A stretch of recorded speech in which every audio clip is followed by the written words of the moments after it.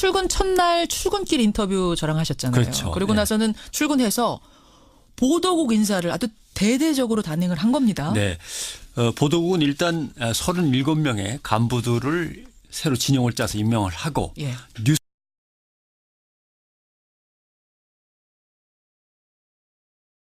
뉴스 데스크를 일단 중단시켰습니다. 예. 그리고 사라지니까 뭐 논란이 있었습니다만은 데스크라는 것 자체가 없어졌으니까 거기 있던 앵커는 당연히 보직이 이제 그렇죠. 해임되는 거죠. 그렇죠. 지금은 그냥 MBC 뉴스입니다. 예. 이제 이후에 벌어지는 MBC, JTBC, 그다음에 SBS 3개 지상파 텔레비전 방송의 이 뉴스 선두자리 각축전, 지상파와 케이블의 뉴스 선두자리 예. 각축전이 이제 본격화될 거로 아주 기대가 치열해질 됩니다. 걸로 보여요. 네.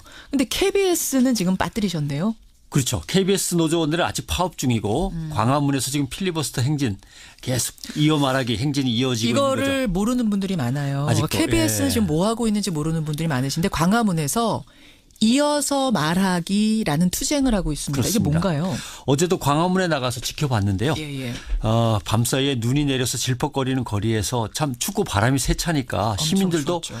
거기 발길을 멈추고 그 얘기를 잘 귀 기울여 듣기가 어렵더라고요. 근데 노조원들이 추위에 떨면서 계속 마이크를 이어가면서 왜 우리가 여기서 투쟁을 해야만 되는지, 왜 공영방송이 국민들의 품으로 돌아가야 되는지를 예. 계속 이야기하고 24시간이요? 그렇죠. 그럼 예. 밤새도록 한다면 밤새도록 해야죠. 카메라로 찍으면서 기록하고 있었습니다. 세상에. 근데 문제는 이게 더 늦어지고 길어지면 예. KBS 뉴스가 맨 밑바닥으로 추락하는 거예요. 예전에 MBC 뉴스가 그랬듯이 그렇죠. 최저 시청률 시대를 맞이하게 된다라고 하는 이제 위기감이 있는 건데 예, 예. 글쎄요. 공영방송 KBS를 사랑한다면 그 이사진들은 스스로 뭐 물러날 사람 빨리 물러나고 정리될 사람은 정리가 되고 했으면 좋겠는데 참 어렵습니다. 하여튼 KBS의 그 노조원들 보면 마음이 많이 아픈데 지금 MBC를 시작으로 공영방송 적폐청사는 일단은 본 궤도에는 올라선 겁니다. 그렇죠. YTN에서 먼저 경영진이 물러나고 신임 사장이 임명이 됐습니다마는 새 시대 민주언론에 과연 적합한 인물이냐 내부에서 저항이 강하죠. 그렇더라고요. 그래서 MBC가 결국 새 사장을 맞이하고 경영진 방송 제작 요원들 노조 이사회까지 하나의 흐름을 타고 있어서 MBC가 방송계 적폐청산의 시발점이다 이렇게 봐야겠죠. 언론계 적폐청산의 이 과정 흐름 속에서 제일 눈여겨봐야 할 점 변상욱 대기자가 꼽는 포인트 핵심 포인트 뭡니까? 첫째는 저는 국정원이라고 봅니다. 국정원이요? 국가정보기구, 중앙정보부 안기부 국정원 또는 군정보기구, 보안사 기무사 예. 이게 언론을 직접 통제하고 언론사 경영과 방송에 지침을 내리고 논의를 해간 것은 1980년 11월이 끝입니다. 그 이후로는 등장하지 않았어요. 그런데 그때는 계엄령이었습니다. 그렇지 않습니까? 그렇죠. 예. 전두환 신군부가 계엄령을 발동한 상황에서 언론인들을 강제시키고 언론사들을 강제로 통폐합하고 했던 그때가 끝이고 그 다음 1981년부터는 예. 문화공보부 국정홍보조정실이 이 역할을 맡았고 그건 당연히 청와대 정무수석실이 지휘를 했던 겁니다. 그렇죠. 중앙정보부가 왜 이때 안 하고 보안사가 했냐면 중앙정보부는 당연히 중앙정보부장이 대통령을 권총으로 쏴서 김재규. 시해했었으니까. 예. 그러니까 지금 폭로되고 있는 이명박 정권 하에서 국정원이 공영방송을 통제하다 못해 블랙리스트까지 만들었다는 건 대한민국의 민주주의와 자유언론이 한 30년 정도 후퇴했다. 국가정보기구가 통제한 그 상황으로 간 거죠. 1980년대로 돌아갔다. 그렇죠. 예. 김대중 노무현 정권을 거치면서 또 나름대로 이것이 그나마 사그러들고 이제 끝난 걸로 알았습니다마는 예. 다시 이제 부활한 거죠. 그러니까 결국 공영방송의 국정원이라고 하는 국가정보기가 개입한 것은 이 땅의 민주주의가 한 30년을 후퇴한 거다. 이제 이렇게 볼 수 있는 거고요. 그러네요. 또 하나는 그러면 김대중 대통령, 노무현 대통령 10년을 거치면서 다 끝났다고 하는데 왜 갑자기 또 등장한 것이냐라고 하는 부분은 이것은 그동안의 기득권 세력과 보수 우익 정당이 뉴라이트라고 하는 새로운 지배 이데올로기를 가지고 정권을 다시 찾아오기 위해서 몸부림치면서 그것들이 준비돼 있다가 이제 등장한 거다 이렇게 볼 수 있는 거죠. 저는 어떻게 그토록 갑작스럽게 너무도 빨리 30년이나 뒷걸음칠 수 있었던 건지 그게 사실 놀라워요. 박정희 정권 때는 유신 기자라는 게 있었어요. 유신 기자요? 예, 그러니까 공화당에 있다가 너 내일부터 KBS 가서 부장해라 그러면 가는 거예요. 예, 뭐 정치권에서 그런 거죠. 떨어져. 이런 사람들은 자랑스럽게 명찰을 달고 다녔어요. 내가 이래봬도 위에서 돌봐주시는 분이야. 아, 나 유신 기자야. 예. 하고. 전두환 때는 어용 기자라고 불렀습니다. 예. 용비어천가를 지어서 불렀다 그래가지고 그렇죠. 설날 추석 때 이제 대통령하고 고위 정치꾼들에게 가서 절하고 용돈 받아오던 시절입니다. 이 사람들도 자기가 자랑하면서 좀 지냈어요. 김영삼 정권에서는 유명한 YS 언론장 학생, 그렇죠. 김 대통령을 지지하면서 정보를 갖다 빼내주거나 자문을 해주는 사람들. 예. DJ 때는 기억하실지 모르겠습니다만 위스키 앤 캐시라고. 그건 뭐예요? 위스키는 술 마시는 거고 캐시는 돈 봉투 이렇게. 예, 그래서 대통령 측근들이 국가 시스템을 통해서 통제한 게 아니고 대통령 측근들이 직접 언론인들을 만나서 접대하고 컨트롤하려고 했던 그런 시절이고 노무현 대통령 때는 그런 게 없었고 예. 그러면서 이명박 대통령과 갑작스럽게 돌아온 박근혜 대통령은 문민정권 15년의 공백을 메우고 어디서 갑자기 사람들을 모아가지고 언론을 갖다 이렇게 쉽게 통제할 수 있었을까? 그것은 뉴라이트라는 새로운 지배 이데올로기가 우리 사회에 뿌리를 내리면서 KBS, MBC 등 공영방송 내에 내부 부역자들이 이미 있었던 거예요. 아하. 그 사람들이 권력 지향적이고 기회주의자로서 뉴라이트를 받아들였던지 아니면 뉴라이트를 받아들이진 않았지만 그걸로 겉옷을 입고 권력에게 어떻게든 접근을 했던지. 근데 그런 게 있었던 거죠. 공영방송에는 노조도 다 있고 그렇잖아요. 이 부분이 제일 어려운 부분인데요. 이건 마치 영국 대처수상이 했던 방법을 그대로 쓰고 있는 게 눈에 띕니다. 노조를 먼저 와야하고 노조 집행부와 노조원들을 떼놓고 예, 예. 노조원들을 교육훈련 시킨다 그러면서 분산시키고 다른 곳으로 옮겨놓고 잡아가두거나 아니면 민사 손해배상 소송을 걸거나. 묶어놓고 노조를. 그러니까 MBC, KBS도 보면 1노조, 2노조, 3노조가 그래서 생긴 거죠. 예, 예. 그다음에 교육발령이라고. 왜냐하면 징계하거나 강제직하면 몇 명만 해당되지만 그렇죠. 교육발령으로 쫙 흐트러놓으면은 수백 명을 한꺼번에 흐트러놓을 수 있거든요. 힘을 빼놓는. 예.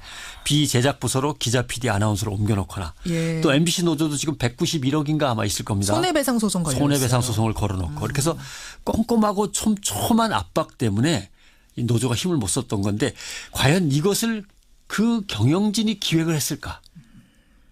노조, 기자협회, PD협회, 아나운서협회를 갖다 이렇게 꼼꼼하게 얽어매는 이 작업을 과연 누가 했느냐? 그 권력 집단이 혹시 배후 조정한 것은 아니냐? 이게 이제 지금부터 또 들어가서 서류들을 뒤지고 관련자들을 뭐 조사해서 예. 그 배우는 진짜 누구였는가를 밝힐 필요도 있는 거죠. 그래요. 지금 한 분이 문자 주셨는데 광화문을 지나가다가 누가 이렇게 마이크 잡고 얘기하길래 6017님이시군요. 뭐 하는 거지 하고 그냥 지나가셨대요. 근데 알고 보니 그게 KBS, 네, KBS 직원들이 직원들이. 이어 말하기 대회 하고 있는 거군요 하면서 격려의 박수 보내주셨습니다. 언론계 현실 아직 끝나지 않았습니다. 관심 가져주십시오. 변상욱 대기자 고맙습니다. 고맙습니다. 이렇게 봐야겠죠. 언론계 적폐청산의 이 과정 흐름 속에서 제일 눈여겨봐야 할 점 변상욱 대기자가 꼽는 포인트 핵심 포인트 뭡니까? 첫째는 저는 국정원이라고 봅니다. 국정원이요? 국가정보기구, 중앙정보부, 안기부, 국정원 또는 군정보기구, 보안사, 기무사. 예.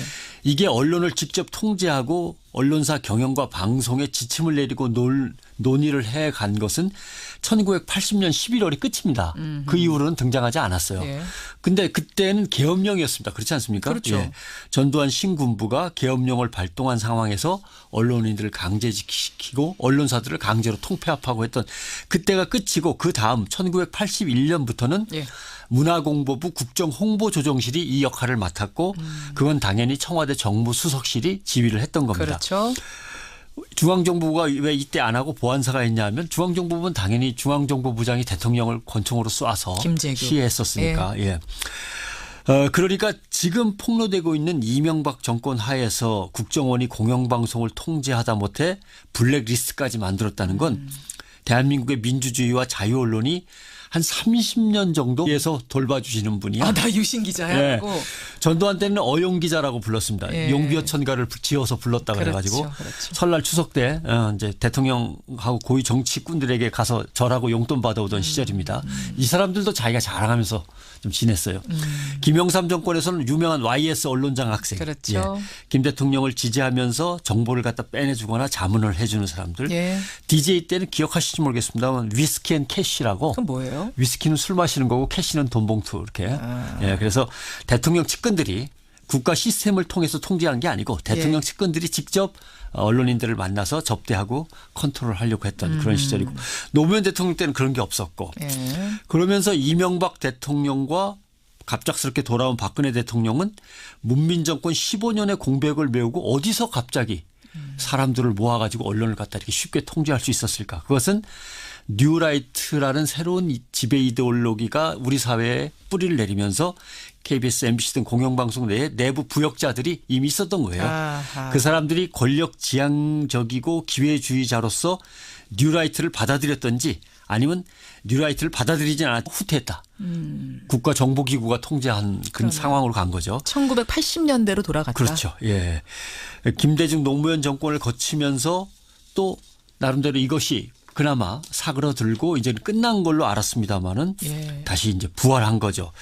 그러니까 결국 공영방송의 국정원이라고 하는 국가정보기가 개입한 것은 이 땅의 민주주의가 한 30년을 후퇴한 거다. 이제 이렇게 볼 수 있는 거고요. 그러네요. 또 하나는 그러면 김대중 대통령, 노무현 대통령 10년을 거치면서 다 끝났다고 하는데 왜 갑자기 또 등장한 것이냐라고 하는 부분은 이것은 그동안의 기득권 세력과 보수 우익 정당이 뉴라이트라고 하는 새로운 지배 이데올로기를 가지고 정권을 다시 찾아오기 위해서 몸부림치면서 그것들이 준비돼 있다가 이제 등장한 거다 이렇게 볼 수 있는 거죠. 저는 어떻게 그토록 갑작스럽게 너무도 빨리 30년이나 뒷걸음칠 수 있었던 건지 그게 사실 놀라워요. 박정희 정권 때는 유신 기자라는 게 있었어요. 유신 기자요? 예, 그러니까 공화당에 있다가 너 내일부터 KBS 가서 부장해라 그러면 가는 거예요. 예, 뭐 정치권에서 그런 거죠. 떨어져. 이런 사람들은 자랑스럽게 명찰을 달고 다녔어요. 내가 이래봬도 출근 첫날 출근길 인터뷰 저랑 하셨잖아요. 그렇죠. 그리고 예. 나서는 출근해서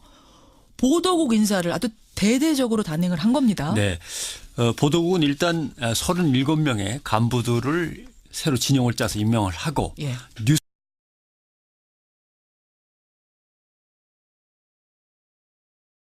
데스크를 일단 중단시켰습니다. 예. 그리고 사라지니까 뭐 논란이 있었습니다마는 데스크라는 것 자체가 없어졌으니까 거기 있던 앵커는 당연히 보직이 이제 그렇죠. 해임되는 거죠. 그렇죠.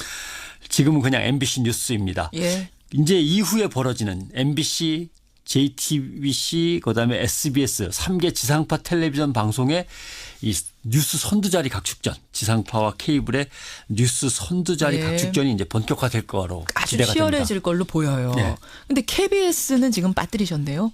그렇죠. KBS 노조원들은 아직 파업 중이고 광화문에서 지금 필리버스터 행진 계속 이어 말하기 행진이 이어지고 있는 거죠. 이거를 모르는 분들이 많아요. 아직도, KBS는 예. 지금 뭐 하고 있는지 모르는 분들이 많으신데 광화문에서 이어서 말하기라는 투쟁을 하고 있습니다. 그렇습니다. 이게 뭔가요? 어제도 광화문에 나가서 지켜봤는데요. 예. 밤사이에 눈이 내려서 질퍽거리는 거리에서 참 춥고 바람이 세차니까 시민들도 추웠죠. 거기 발길을 멈추고 그 얘기를 잘 귀 기울여 듣기가 어렵더라고요. 근데 노조원들이 추위에 떨면서 계속 마이크를 이어가면서 왜 우리가 여기서 투쟁을 해야만 되는지 왜 공영방송이 국민들의 품으로 돌아가야 되는지를 예. 계속 이야기하고 24시간이요? 그렇죠. 그럼 예. 밤새도록 한다면 밤새도록 해야죠. 카메라로 찍으면서 기록하고 있었습니다. 세상에. 근데 문제는 이게 더 늦어지고 길어지면 예. KBS 뉴스가 맨 밑바닥으로 추락하는 거예요. 예전에 MBC 뉴스가 그랬듯이 그렇죠. 최저 시청률 시대를 맞이하게 된다라고 하는 이제 위기감이 있는 건데 예. 글쎄요. 공영방송 KBS를 사랑한다면 그 이사진들은 스스로 뭐 물러날 사람 빨리 물러나고 정리될 사람은 정리가 되고 했으면 좋겠는데 참 어렵습니다. 하여튼 KBS의 그 노조원들 보면 마음이 많이 아픈데 지금 MBC를 시작으로 공영방송 적폐청사는 일단은 본 궤도에는 올라선 겁니다. 그렇죠. YTN에서 먼저 경영진이 물러나고 신임 사장이 임명이 됐습니다마는 새 시대 민주언론에 과연 적합한 인물이냐 내부에서 저항이 강하죠. 그렇더라고요. 그래서 MBC가 결국 새 사장을 맞이하고 경영진 방송 제작 요원들 노조 이사회까지 하나의 흐름을 타고 있어서 MBC가 방송계 적폐청산의 시발점이다.